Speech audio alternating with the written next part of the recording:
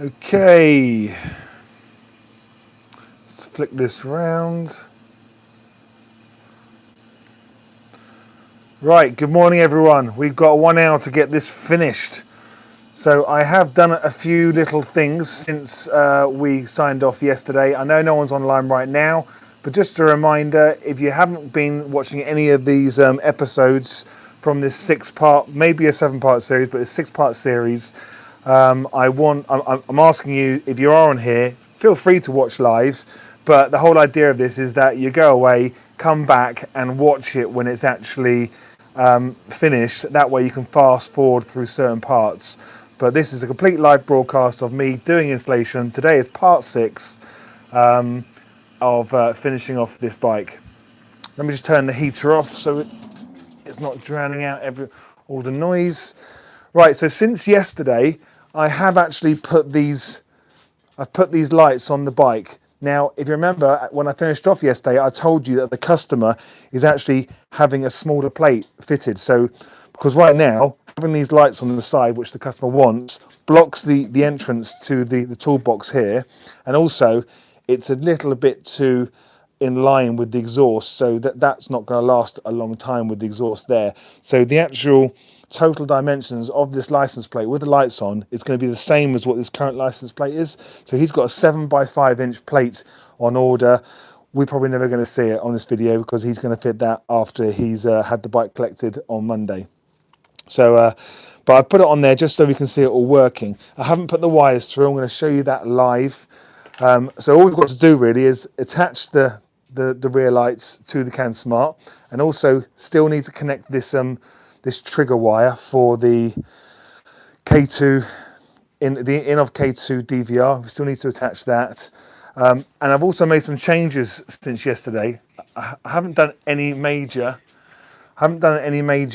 changes since we finished off yesterday, but what I've done is I found that the DVR unit where we left it yesterday, it was because I had it mounted down here at an angle, and I found, not an angle, I had it mounted just here on the edge, but the seat was still, it actually turned the button on, so that was no good. So where we're putting it is, we're literally going to slide it in there, and taking a piece of foam that comes in the packaging with the K2, we're just going to slide that on top to wedge it in there, because we need to access this so we can access the SD card slot, and also to monitor the lights on here. So for now, we're just going to slide that in there, and that's where it's going to sit.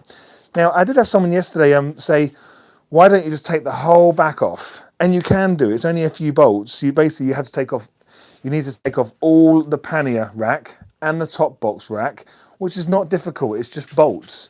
And all that comes off. And once that's off, you can literally unclip this whole top section, and it reveals everything in here, which gives you loads of more space behind here. This is a lot of empty space behind here, but you don't want to be putting your Canon Smart up there or your DVR up there because you can't access it, and there will be times when you need to access your Canon Smart and your DVR.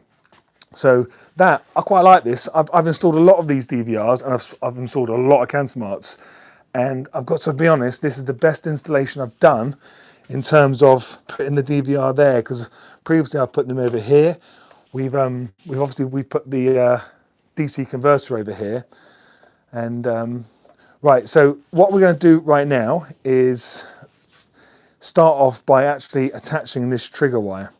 Now, on every installation I've ever done, I've always accessed the run light, the wire for the run light back under here, and there's a way you can detect that. Now you can still do that if you want to. However, I have always asked questions to Motorrad, and I've asked them, where do you get your switched live? So just so you understand the difference between switched live and constant live. Constant live is basically what you get down there on the battery. So if I connect anything to here, it's constant live. That is directly from the battery. Whereas a switched live is the run light. When you turn your ignition on, the run light comes on, doesn't it? Which is a switched live feed. So if we connected that to the same wire that is providing the power to the run light, we have a switched live. And it's very important we use switched live for this yellow. You must not connect it to a constant running live. We already have constant live going to the DC converter, where we attached it on part 1 or part 2 of this series. But this has to go to switch live, otherwise you'll get problems with your DVR.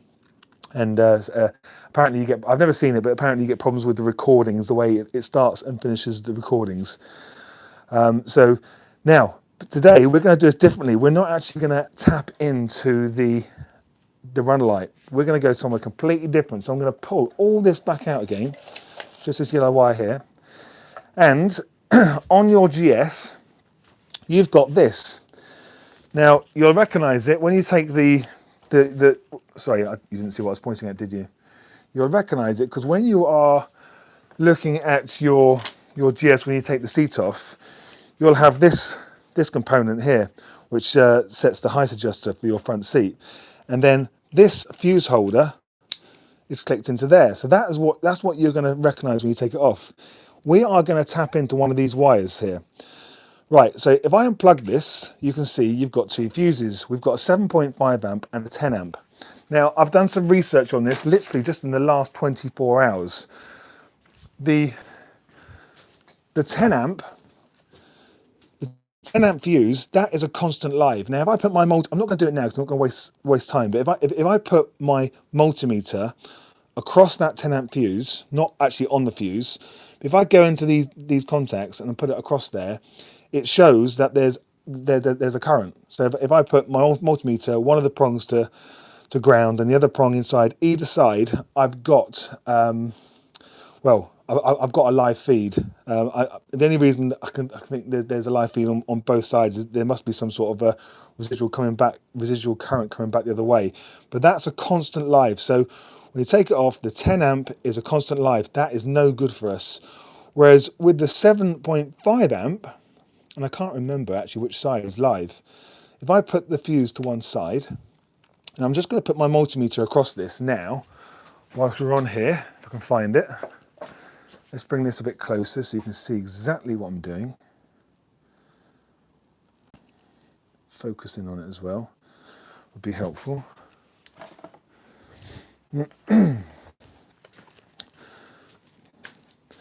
So what I'm doing is I'm setting my multimeter to 20 on the volt side there, and I'm putting the ground wire. Well, I can put it straight to the battery there. That's on there, and then in here we're going to go to one of these sides. Now, because the bike is turned off, nothing's going to come out of this at all. Hardly anything is coming through there at all. We'll go to the other side, same again, absolutely nothing. Now, if I turn the ignition on, let me just grab the keys.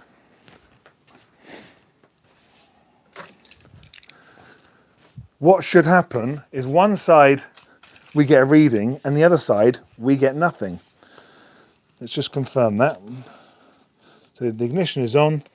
We're going to put the red wire in this side here. Pop that on there, and we've got a reading. Doesn't really matter what the reading is, but it's coming up 12.16. Now, if I change to the other side that the fuse would go into, make sure it's in there, I've got nothing at all on my multimeter, which tells us, let's turn that off, this side here, that is live coming in. So what we're going to do, let me just turn that off. So what we're going to do is the wire, which is the red and blue. So I'm just checking. The red and blue coming in the back of this plug is a switched live. All right, because it reads nothing with the ignition off, but you get a reading with the ignition on. So we're going to tap into this wire here. Now you've got 2 choices at this stage now. So let's just commit that to memory. Red and blue. There's no other colours in there. Red and blue. So we've got 2 choices. We can either use one of these, a posi tap connector, and if you've never seen one of these before, the way it goes on is, well, we'd pull the wire, the covering back a little bit, because we don't want to do it too near the plug, but let's say you pull the wire back to here, pull out the red and blue wire, put that across it, screw that in. It's got a sharp pointy bit there, which connects to the wire, and then you pop your you wire here into there, tighten it up, and that's it. We've got a switch live for the trigger. Okay. Or the other thing we can do, which I've been recommended to do. Well, let me get a word straight. The PosiTap connector is probably the best secure way of doing this. But not everyone likes to pierce the wires on their brand new, very expensive 20 grand's worth of machine. So what you could do is this.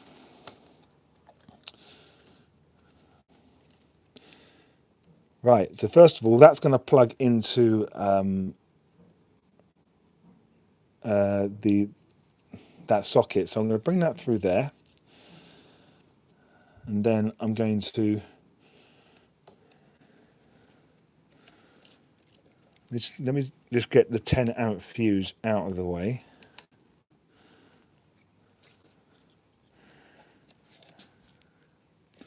And then we're going to put this in here.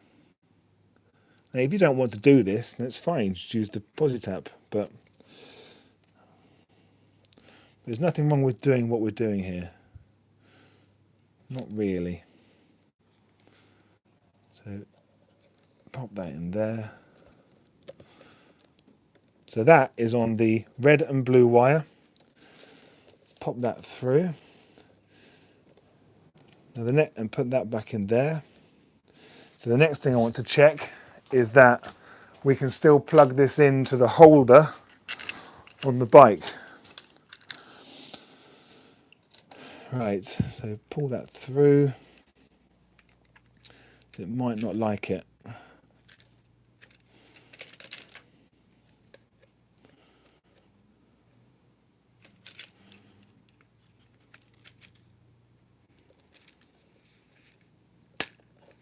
Yep, it goes on.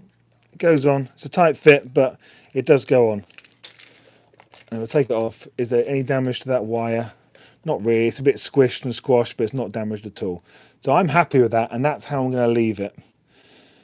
And all I do is I'll let the customer know that's how we've connected it, and I'll throw in one of those PosiTap connectors if he wants to connect that himself.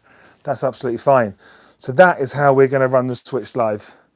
So I'm just going to coil that wire up, so it's nice and neat. And it's so much easier that way because there's so many people online showing how they find their trigger wires, and it's all on the generally it's all on that run light.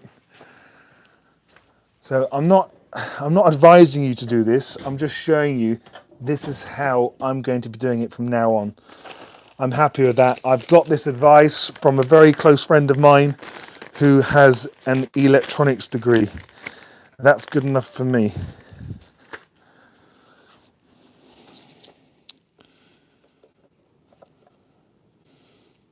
Okay, so let's put that, zip tie that up.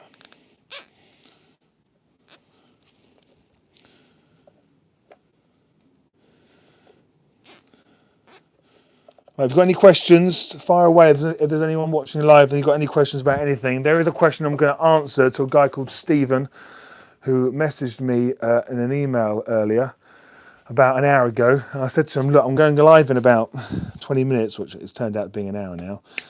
I'll answer your question live on there. And the question was, why are you running two harnesses to two D4s? So a lot of you will already know the answer to this. And the reason I'm running two harnesses is because of the functionality, so we can turn the indicator off. So when we hit the indicator, one side goes off, one D4 goes off on that respective side, and then when we do the other side, then the other respective side turns off. That's why we run it on two circuits. If you put one harness to, if you use one harness for two D4s, you cannot utilize that feature on the Gen 2 CanSmart. If you've got a Gen 1 CanSmart, well then you can run it all off one harness because you won't have access to that feature. Right, the other thing we're going to do very quickly, so that's done there. We're going to work on the back of the bike now, getting those lights done. I'm trying to work as fast as possible. So remember up here, this is where the S4s are going to connect to. Well, one of them is going to go to here. So the one we're not going to use, we're going to stick a blanking plug on. So this is just a plug which I sell. It's just a plug from Denali. Denali don't do a blanking plug, unfortunately, so it's just a plug which could be used to make up a harness or something. And I've just put a load of silicone in there. Silicone sealant. You can, if you want to, just tape it up as you want, and let's put that now on the other side as well. 15 minutes gone already. I feel like I'm really up against the clock because I really want to finish this off today. And let's put that one on there as well. There we go. Remember that plug there is for the fuel cap, keyless entry on the fuel cap. Right, let's now work on the back of the bike.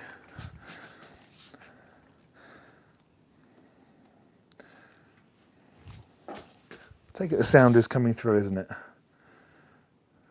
It must be. Someone would have said something by now, wouldn't they? Yeah. Okay. Right, so to get the back of the bike up on the skylift, we're going to lower it.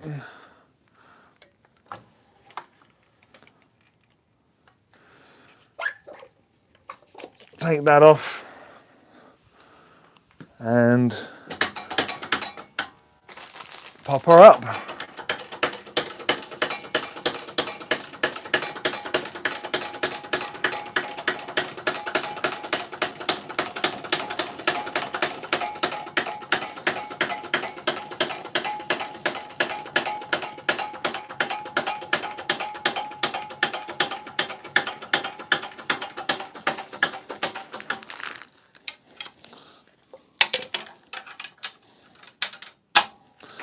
Right, make sure what you can see.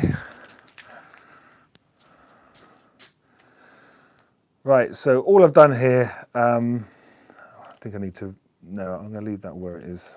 Don't need to raise that up. So all I've done here is I've screwed these on. I don't want to show the registration plate of this customer's bike, but I've drilled through and put one of, like a number plate screw through there, and that's on there nice and solid. And he can just take them off when he gets his new plate and refit them. So it's very important that he does not ride this bike with it like this, because the exhaust will come out and just heat this up and do damage to this light. We don't want that. Right, so to get this fitted, pull it back just a little bit. Let's bring some light underneath.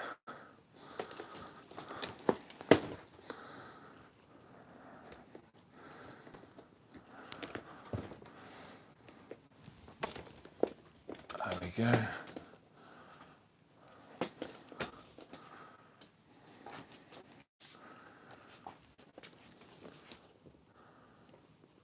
Right.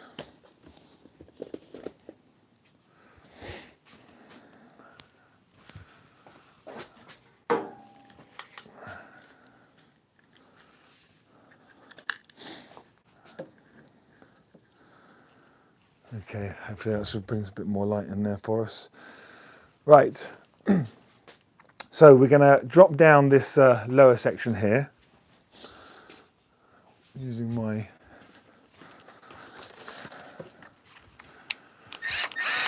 so you'll find that there's a Torx nut just up under here.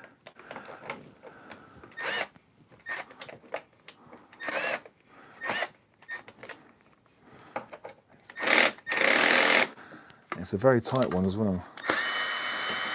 Okay. It's a shame that the screws on the these BMW screws, they're not magnetic. Because my driver is magnetic, but so you've got to catch every single screw that comes out. Okay, there we go. Okay, that light's a bit too close. Right. So once you've undone those two screws, we then you kind of like slip it back and then drop it down, because you've got this little letterbox there, and there's like a tiny groove that goes into there. So when you put it back on again, you've got to go up, but keeping it pulled back, and then push back, then you put the screws in.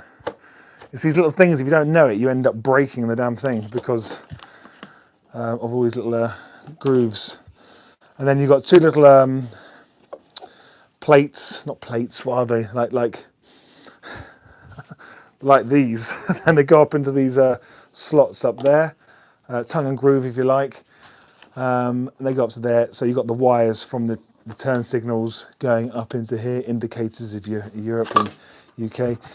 So with it like this, let me bring the camera around so you can see exactly what I've done to the back of the license plate.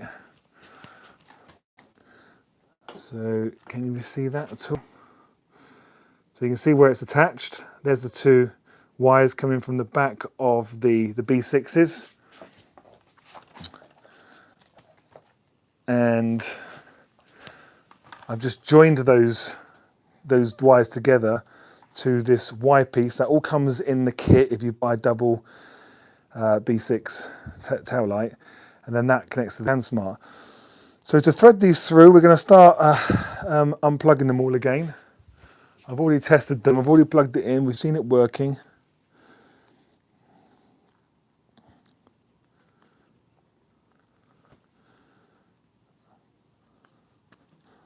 There's one.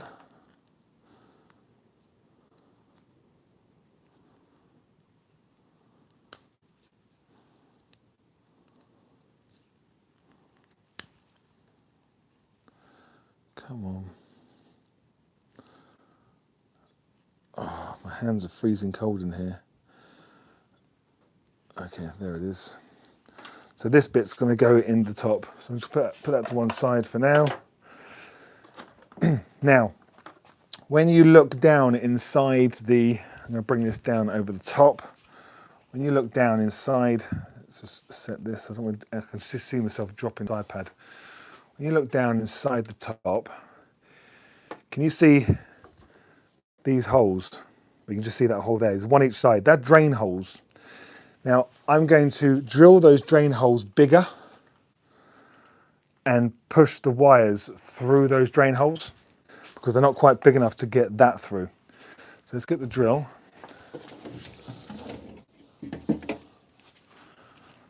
Check the size. Bigger than that.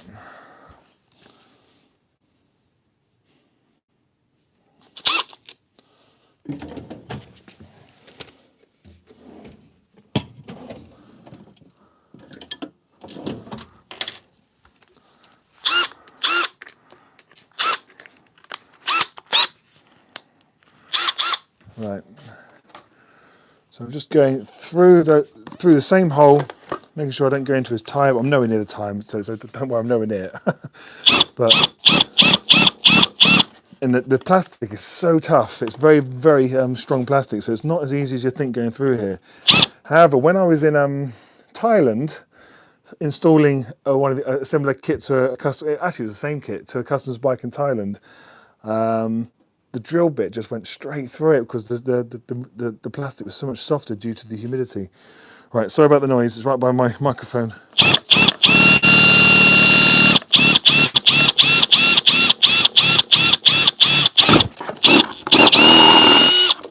Here's one. Actually, we'll just do the one rather than making another hole unnecessarily.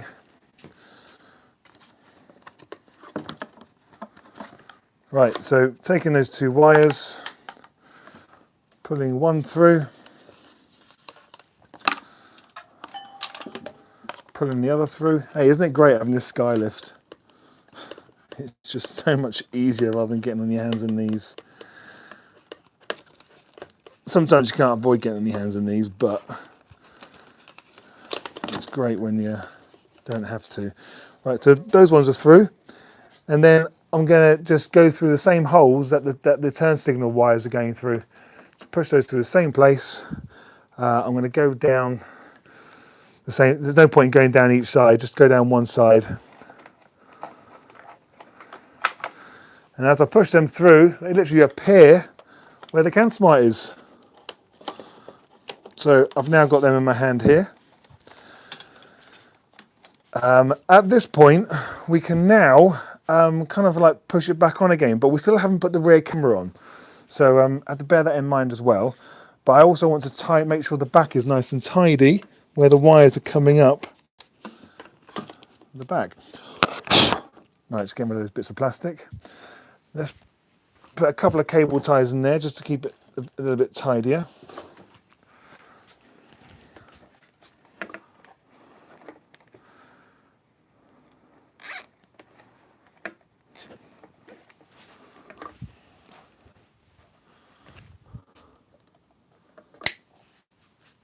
Right, so pushing those tongues back into the grooves. So it's a little bit tricky for me actually, because the B6s, because they're so wide with the toolbox in the way, it's but it will go because I've got it off, so it will go on. There we go. And that, I'm not going to screw it back on just yet. I've literally gone up, pulled it forwards, pushed it over the groove at the top, so that will hang there, but obviously it needs screwing up because that's all now loose. Right, so the wires at the back, I don't need to show this on camera really. I'll do it right at the end, but you can order them on Amazon and stuff, but things like this, I'm still rolling. So can you see that okay? It's just a self-adhesive clip that I can put on the back, but there's no need for me to do that because the customer is going to be whipping these off. He won't need to take the tail part apart at all, but he'll just need to unscrew these connections, put his new license plate on, and then just make sure he puts them on nice and tidy, the B6s, but they're just wire clips that can stick to the back. Or you could drill a hole in the mounting part on the back of the bike and put a cable tie through, because there's nowhere to cable tie to, you see. Right, so I leave that like that, so I'm happy with this. So before we screw them up, we're now going to put the rear camera on, and I've gone ahead and I have, one moment, and I've already assembled the rear camera because you saw me do it on the front camera and it took a long time, so there's no point in wasting time. So I've already done that. All right, same as the front really. And this is going to go just there. And the wire, some people might have a different opinion on this. I'm literally going to trap the wire. So I'll just take that back again.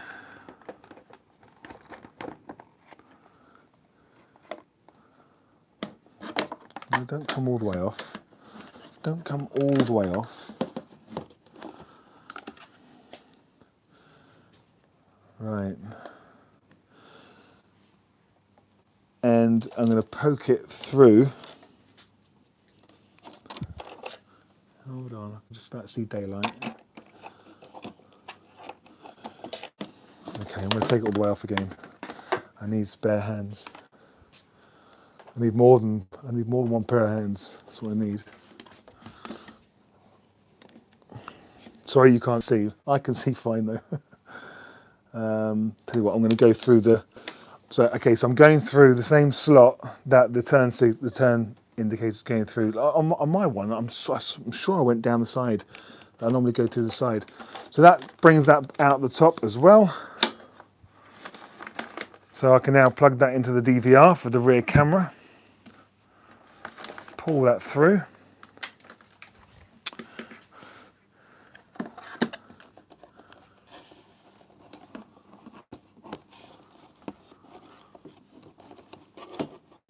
Popping those tongues back into the groove again.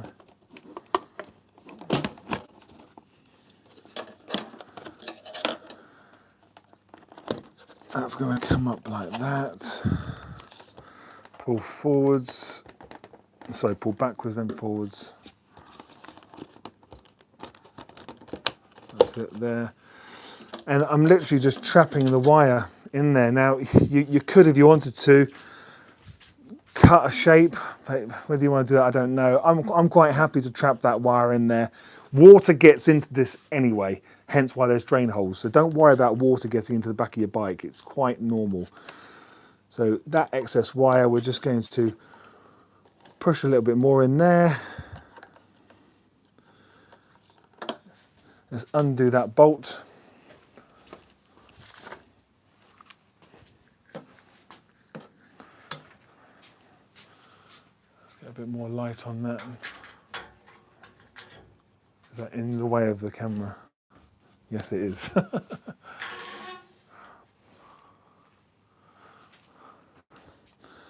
There we go. Focus. Right. So I'm going to undo this bolt here.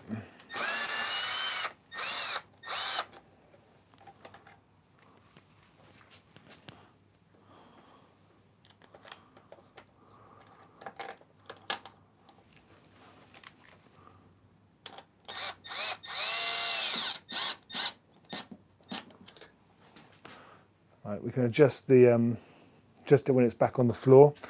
So I'm happy with that. That's in place. Bring a little bit of slack, a little bit of a slack loop out there like that.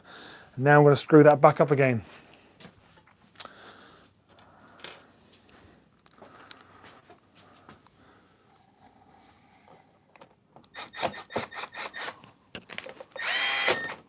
Oh, let's adjust that torque. It's a bit tight.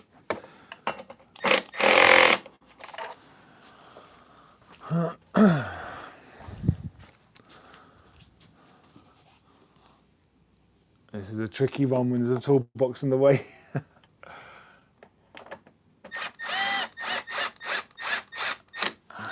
Got it first time.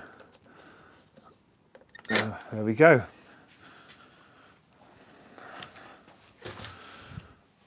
Right. Let me lower this back down again. Are there any questions? No questions. Okay. Obviously, people who are watching this, I appreciate a lot of people at work. People who are watching this later on when it's not live, please leave a comment down below. I'm pretty good at coming back at answering comments. Let's lower that down. Oh, it's locked. Right, so there's that rear camera. It's pointing up a little bit, so we're going to bring that down.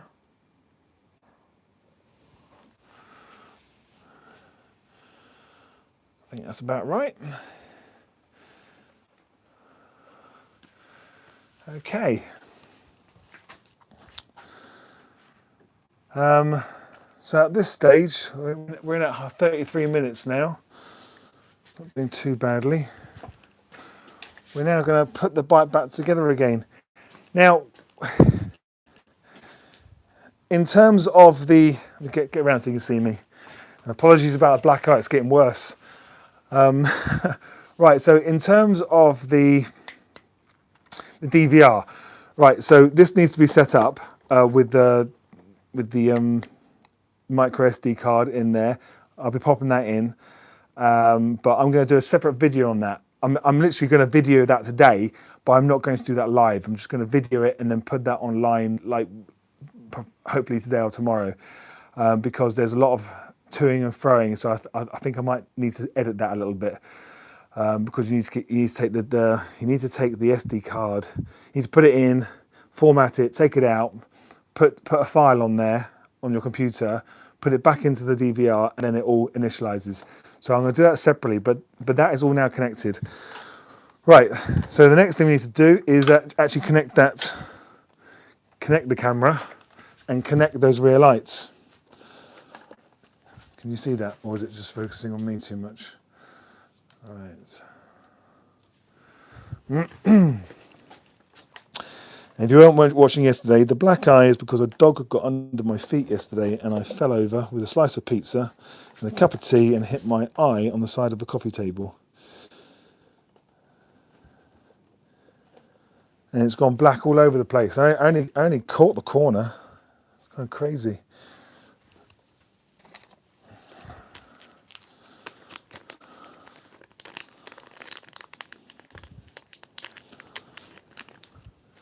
Right, so I'm putting the little grub screw in to secure the rear camera lead in place so it can't rattle its way out. Check the waterproof seals are in place as well. So that is now connected. I'm happy with that. If I turn the ignition on right now, you'll see this. God, I hope you see it anyway. You'll see it all fire up. Wait for it. It's not instant.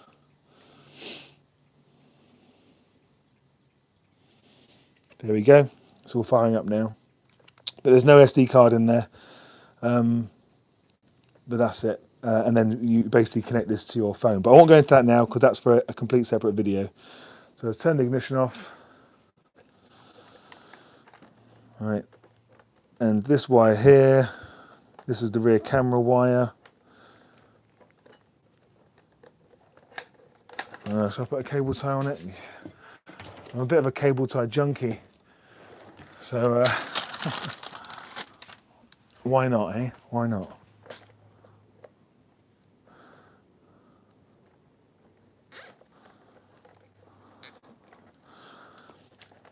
Oh, I put that in the wrong place.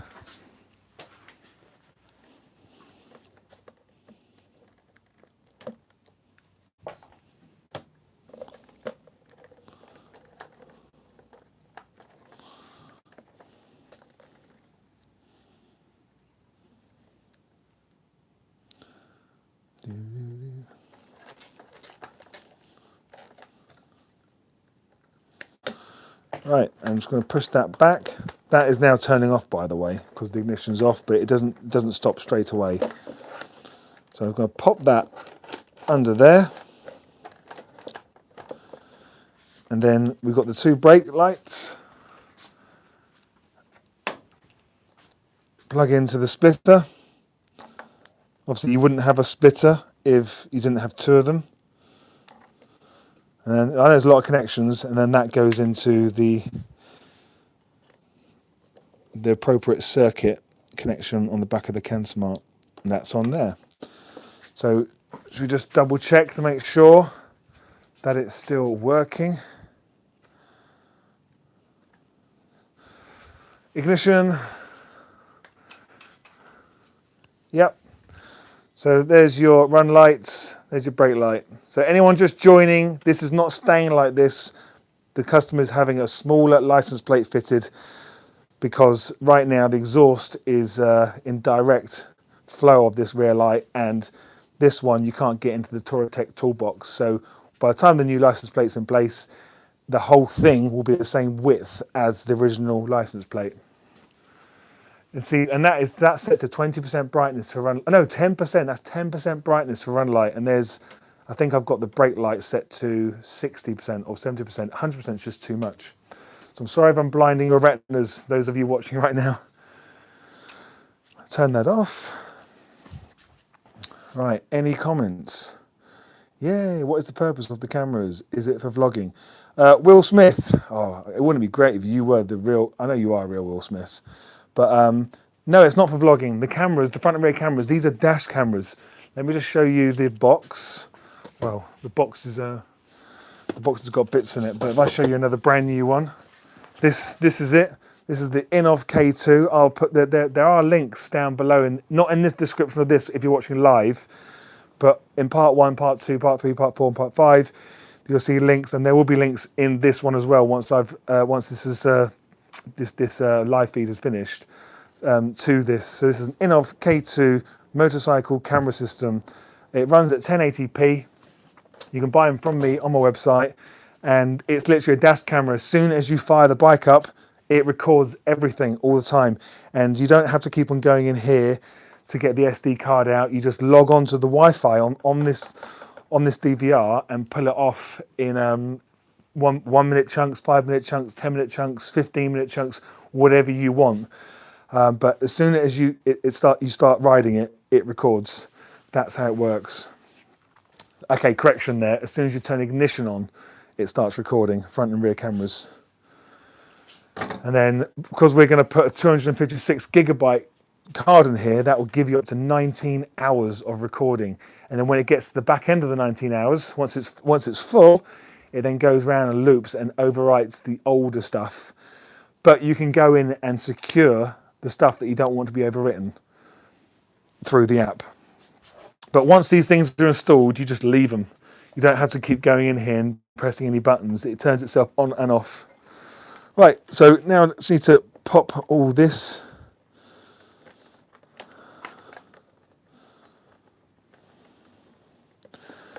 So to install a K2 Innovv, I generally charge around £120 to install one to any bike. However, I haven't had one. I haven't had a customer. I've got an inquiry on the go at the moment for a guy who wants me to fit it to his R90. But I haven't had anyone come and just have a K2 fitted. They usually come along and have all this done, spending between £700 to £2,000 in this case, and having all the gear fitted to it. Where's that piece of foam? So I'm just going to wedge that in there with a piece of foam so it won't rattle around, because there is a microphone on the DVR. It's not a very good microphone. But it will pick up road sound. It will pick up conversations and things like that, which is good. When I say conversations, if you're sat with the engine off and you're talking, it can just pick that up. But if you have it wedged in place, you won't get the sound of the DVR rattling around. So that is nice and secure, that piece of foam. And the rear seat will fit perfectly. The way I had it yesterday, the rear seat was coming down and pressing the on-off button, which is no good to us. Okay, that's all fine. So and now it's a case of just putting this all back together again now. So let's get the camera in the right position so you can start seeing me reassembling the bike. Let's move this out of the way. Like I say, this is a live feed, so apologies for the way it's recorded. People ask me, because when I do the edited versions of my installations, you're missing, you might get the illusion that it takes a few minutes to actually do this, whereas it doesn't take a few minutes, it does take hours in some cases, especially one like this.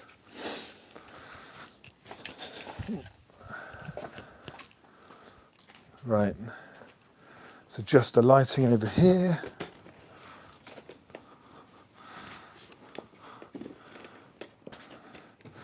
Right, are we happy with the lighting on that? All right, any more questions? What happened to your eye? Right, I did say earlier, I tripped over my dog, or not my dog, my parents' dog. She's very old. She didn't get hurt in any way. I had a slice of pizza in one hand and a cup of tea in the other. And I'm really annoyed by it. I was talking to my brother about it this morning, actually. I said, you never guess what's happened to me. I said, if this had happened 10 years ago, I would have been, I wouldn't have fallen over. So I actually felt like I felt like an old man. Not felt like an old man, I fell like an old man. I literally just went down like an old person does. My elbow took most of the fall on the carpet, but my eye caught literally the corner of my eye caught the leading edge of the coffee table, like a wooden coffee table, but the whole eye's gone black. It doesn't make any sense. It doesn't hurt at all. It hurts where I caught the bone on the side of my skull just there, but where it's all black and everything, it doesn't hurt one bit. And that's the first black eye I've ever had. And I've got a history of, when I say fighting, controlled fighting, martial arts, boxing. I've been kicked in the face, like full whack before. I just don't bruise, and now I'm bruising. So it obviously means that I'm getting old. I bruise easily now. Right, pop that in there. So if the customer's watching, I'm not going to pop in your little red thing. So on your GS, or front seat, on your GSs, you get that under your seat. If you don't know about that, take your front seat off, you'll see this little thing in here. And then what you do is you take it out after you've had your first service, don't do it before. And you plug it in just under here. There's a tiny little plug just here. You unplug, it's just a blanking cover. And all that red thing does is it joins these two wires together, which enables the pro modes on your riding.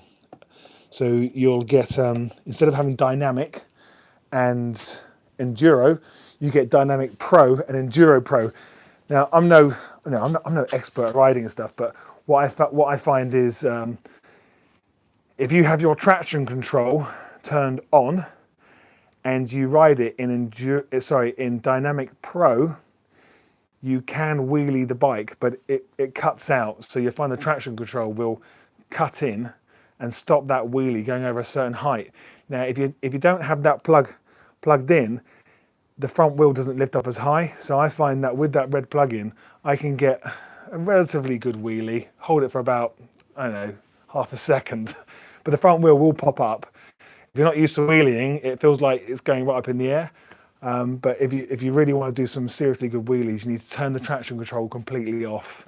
And you can power wheelie these bikes in second gear, to be fair, by bumping it off the suspension. But you need to be clutching up, but you need to turn the traction control off.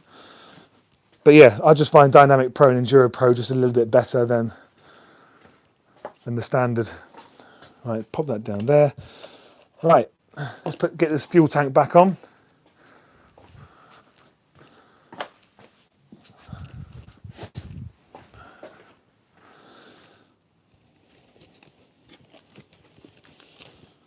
So the felt, you just push that back in place. It just sits. It looks like it's not fitting in properly, but it is. You don't see any of the bits sticking out the side once all the fairing is in place. I'll pop that there.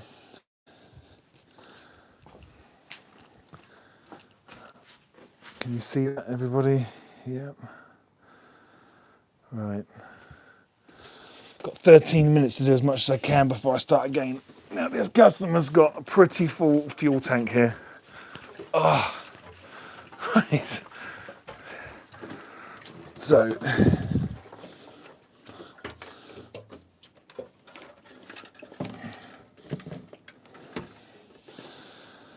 there we go, done. No, I'm joking. So, whilst it's in this position, I'm now going to plug the two electrical connections. Now, if you go back and look at part one of this series, you'll see me unplugging it. I got quite close, but there's also a video on my channel which is called Lonerider Tank Removal. It's a two-part video showing you the Lonerider headlight grille, but also showing you a close-up of a tank removal, so you better see it on there. So, right, I must admit, it is easier. There's two people to help with this.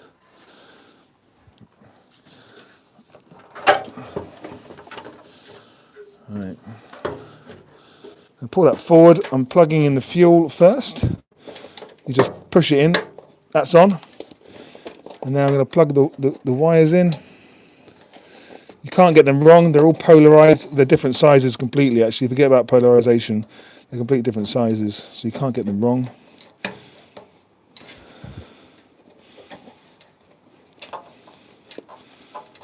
Yep, that's in. Now we're just going to make sure this is sitting on properly.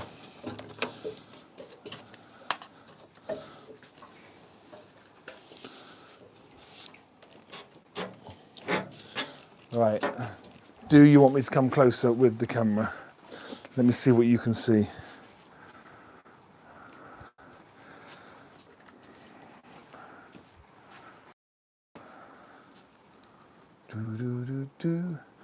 Right, so you sit it on top of the felt. You can see it's like going on symmetrically, which I'm happy with. And then it's all about these holes here.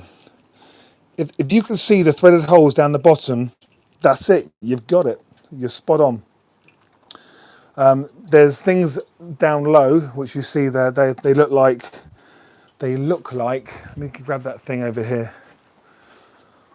Well, you can see it on the video earlier on, but where is it? Where's the height adjuster? Ah, here we are. They look like this. So you've got these down inside there, and the tank just literally sits over them like that. Right. So with that, like that, I'm happy with that. That's all in place. Now I am just going to quickly check to make sure those connections are on okay. So I'm going to turn the ignition on and see if any errors pop up. Engine fault in the engine control. Oh, one moment, that could be the that's going to be this. Let me double check. This would be the fuel cap.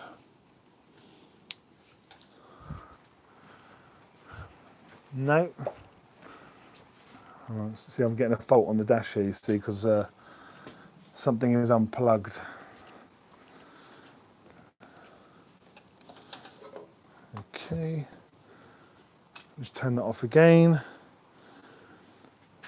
Turn it back on again.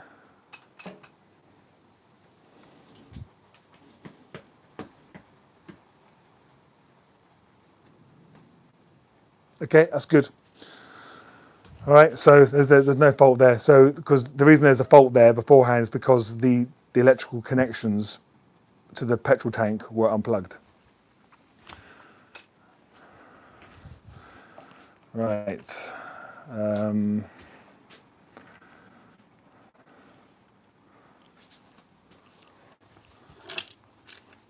what we're going to do is put this on here. Look how neat and tidy that is. You got to be honest, that's pretty cool, isn't it?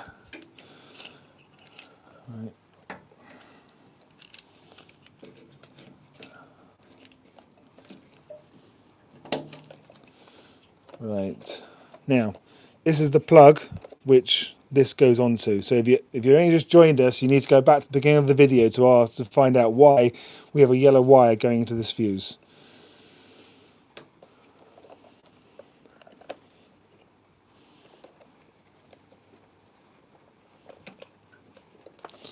And that's the holder for it.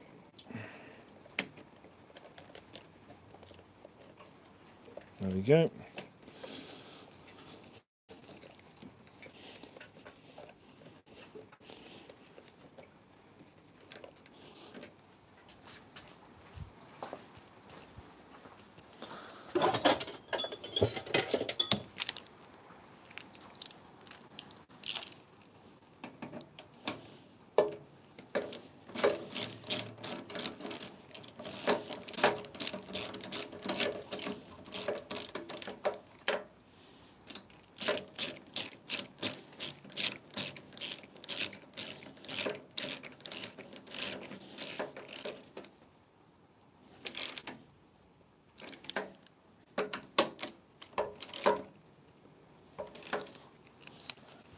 Superb.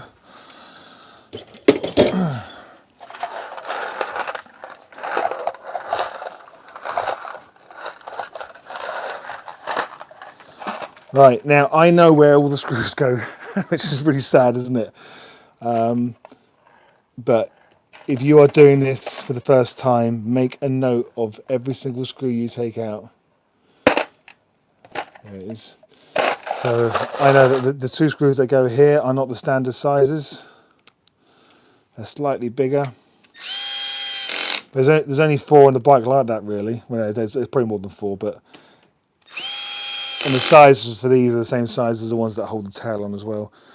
So that's all in place, and whilst it's like that, we can stick the height adjuster on, and if I remember rightly, we can go back and check the video on part 1. I'm pretty sure he had it in the low position. So there we go.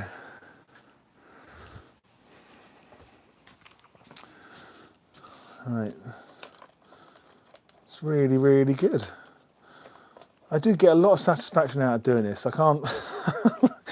Does that make me sad? I don't know. Right, so that's like that. Now we're going to start. Let me.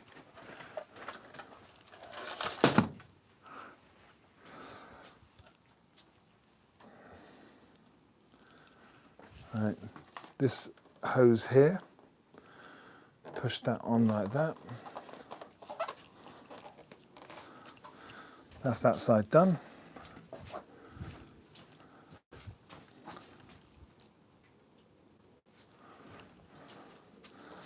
Another hose here. Why can't I see it? Oh, it's under here.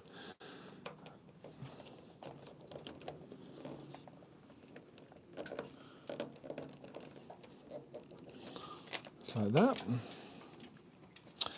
The wire for the keyless entry for the plugs into there. I need to unplug it again from here.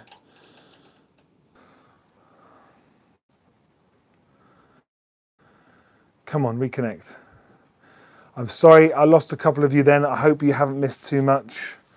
I just came to my screen, it's told me it's reconnecting. The camera's, the clock's still rolling. So I've just put that hose on there. I'm now routing the wire for the keyless fuel flap through here. I'm plugging it in. I'll cable tie it later, but I'm just going to plug it in so it's powered up. I always like to check the fuel cap as well at this stage to make sure it works. So right now it should not open, which it doesn't. Turn the ignition on. And it still shouldn't open with the ignition on, I don't think. No, it doesn't. The whole thing with this is that you turn it off, and then you should be able to open it within like 10 seconds or something. There we go, and we're in there.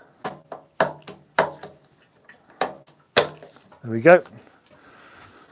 I always get nervous around those fuel flaps. I have had them cause problems in the past before. Right. Any questions? No. Right. Okay, so now it's a case of just sticking all the fairing back on, which I'm not going to be able to do that in 3 minutes. So there is going to be a part 7 to this video, I'm afraid. So apologies about that. Is there anything I can quickly do before we start putting it back together again? I'm just scanning the bike now because everything is pretty much... Yeah, so the next video is literally going to be a half-hour long. All right, thanks for watching. Leave a comment, thumbs up, thumbs down. Subscribe if you haven't already. See you in part 7, which will be the very, very final part of this 7-part series. I didn't know it'd be 7 parts, but it's 7 parts. Thanks again. Cheers.